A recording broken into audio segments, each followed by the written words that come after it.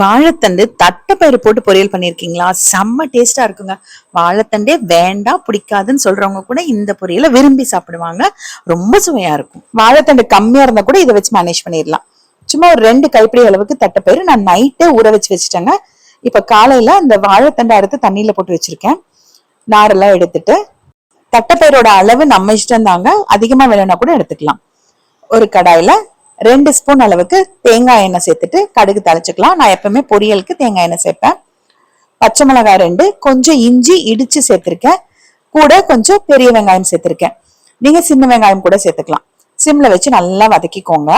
வெங்காயம் வேண்டாம்னா கூட அவாய்ட் பண்ணிக்கலாம். கொஞ்சம் கருவேப்பிலையும் சேர்த்துக்கோங்க. கூட கொஞ்சம் பெருங்காயத்தூள், நம்ம தட்டைப்பயிறு போடுறதுனால பெருங்காயத்தூள், இஞ்சி 2மே சேர்த்திருக்கேன். இப்ப நம்ம ஊற வச்சு தண்ணி வடிச்சு வச்சிருக்க தட்டைப்பயிரை உள்ள சேர்த்திக்கலாம். தட்டைப்பயிறு ஊற வைக்கலனாலும் பிரச்சனை இல்லைங்க. காலையில நம்ம பொரியல் செய்யும் போது தட்டைப்பயிறு கழுவி குக்கர்ல சேர்த்து நல்லா தண்ணி ஊத்திட்டு ஒரு 5 விசில் விட்டு எடுத்துட்டீங்கன்னா சூப்பரா வெந்துரும். ஆனா இது நல்லா ஊறினதுனால கடாயிலே வெந்துரும். அதனால நான் கடாயிலே தாளிச்சு விட்டுட்டேன். 1 டம்ளர் அளவுக்கு மட்டும் தண்ணி ஊத்திக்கிட்டு தண்ணி நல்லா கொதிக்கிற வரைக்கும் விட்டுட்டு கம்ப்ளீட்டா சிம் பண்ணிட்டு மூடி வச்சு ஒரு 10 நிமிஷம் வச்சீங்கன்னா சூப்பரா வெந்துருங்க. நல்லா சாஃப்டா வெந்துரும் தட்டைப்பயிறு. இன்னும் ஈஸியா பண்ற மாதிரி இருந்ததுன்னா ஊற வச்ச தட்டைப்பயிரும் காயும் குக்கர்ல சேர்த்துட்டு கொஞ்சமா தண்ணி ஊத்தி ஒரு 2 விசில் விட்டு இறக்கிட்டீங்கன்னா கடைசியில தாளிக்க மட்டும் செஞ்ச போதும். இப்ப வெந்த தட்டைப்பயிரோட கொஞ்சம் தண்ணி இருக்கு. அந்த தண்ணியோடவே கட் பண்ணி வச்சிருந்த வாழைத்தண்டையும் சேர்த்துக்கலாம்.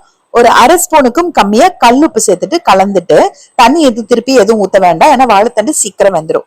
மூடி வச்சு சிம்ல 5 நிமிஷம் வச்சீங்கன்னா போதும்.